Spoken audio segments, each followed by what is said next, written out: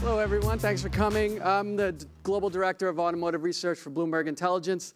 Thanks to my opening act, Hannah and Maurizio, which is kind of like following them, Jimi Hendrix opening for the Beatles, for the Monkees in 1968, right?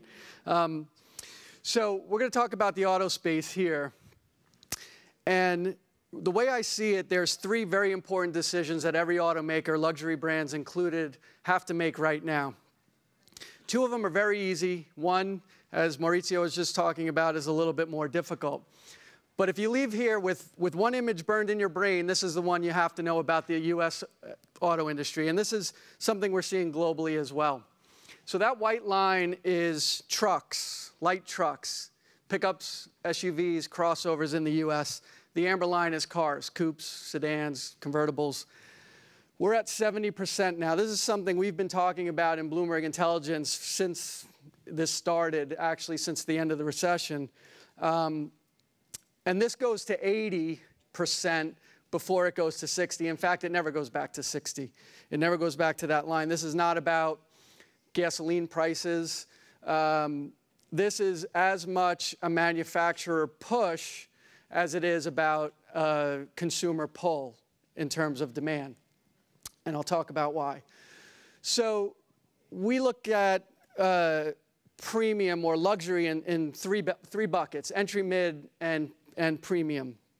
And if you look at truck, which right here, that's year-to-date through October. November sales will report in a couple of days, but that's going to be 1 million units relative to that won't quite get to 600,000. Notice the very first column, that year-to-date change, minus 13 on the car side, plus 5, just under 5 on the truck side.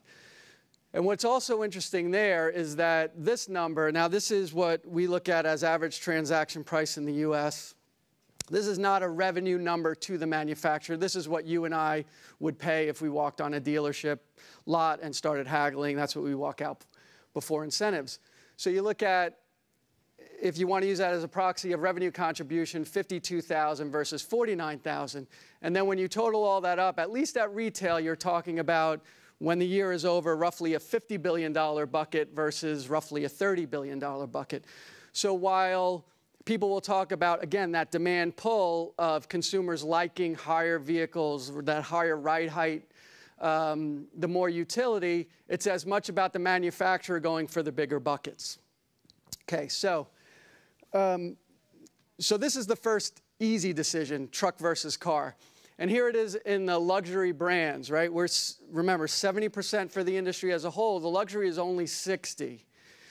And one of the reasons why I say this goes to 80 before it goes back is because everybody below that middle line, right? You look, Mercedes-Benz is in there at 58, and you look even lower, BMW, who is very beholden to the 3 Series, and is getting into trucks a little bit slower than what Mercedes is behind. But all those brands below the line are going to fight to catch up. So that number gets 260 and beyond, closer to 70, towards 80 as the industry goes in that direction. Now, the other decision is two decisions. One is, as Maurizio was talking about, electrification, plug-in hybrids, where you have a lithium-ion battery that may be limited range, but then you have an internal combustion engine that will be a range extender, or electric vehicle, battery electric vehicle, which is now we're roughly 200 to 350 miles per charge, but that's it. Once you're out, and you have hours to refuel. The bottom part, so that would be this group here, that everything below that, and I call this the easier decision, would be that pursuit of level 5 self-driving. I put these all in what we would call the advanced driver assist systems, and everybody's working on them. And we hear a lot about level 5, self-driving, no pedal, no steering wheel. Personally, I'm a believer that that never actually happens, which is why I say that pursuit is really not even a decision. You'll get automakers working on this, but I don't think the level 5 ever comes, and if it does, it's decades away. So we'll focus on that top group there. And in North America, you can see what's interesting here is that the plug-in hybrid, the expected growth rate is actually higher than the electric vehicle. So what you're getting is a lot of automakers saying, we don't want to go the full 9 to go retool factories, engineering, design, the whole thing, where we can keep our internal combustion expertise, capacity, engineering, and then just put a little range extending battery on there. So if you look at it this way, right, so this is electric vehicles. There's that top line in blue, there's 12 electric vehicle models. And if you look at that column, you know, Tesla's 3 of them now. And that column just to the, well, my right of it, percent of manufacturer mix, other than Tesla, you have Nissan Leaf as 1% of that US volume, and you have BMW coming up on 1%. Everybody else is basis points in terms of their vehicle mix. But then if you look at the same chart in terms of plug-in hybrids, you have 30 models. BMW here has 7, there it goes, with 18% growth. Mercedes, which we have in Daimler here, is 62% growth off of a lower base. So this is where a lot of manufacturers are going to say, we're not sure the EV thing, that market is 1% of the global sales now. So of 100 million, it's a million. Is it 2? Is it 5? Is it 10? Our friends in Bloomberg New Energy Finance think it's 50 by 2040. And this is what the automakers are betting on now. It's 50 or it's 2. So BMW versus Mercedes, and I'm not picking on anybody by any stretch. I love everyone that builds cars. So if you look here in that BMW, and one thing of note, if you look at it, year-to-date sales are even. Mercedes-Benz at this point of last year was 9% ahead of BMW. BMW had some truck offerings come out. They ramped up that plug-in hybrid. It's still 16,000 units, but it's a 28% growth rate. The truck side is 23%. Mercedes-Benz, which got in there a little bit earlier, and the red is the cars, right? So that's a lost cause. Everybody's away from cars, and you're betting on trucks and the plugs. But this is how BMW in 1 year, one year-to-date period, caught up to Mercedes-Benz by focusing on truck and getting that mix greater.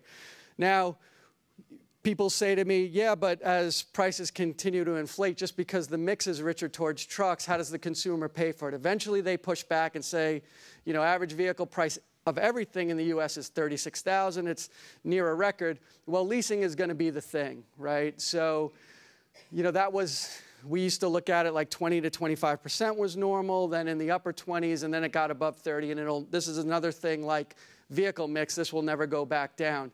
And here's why.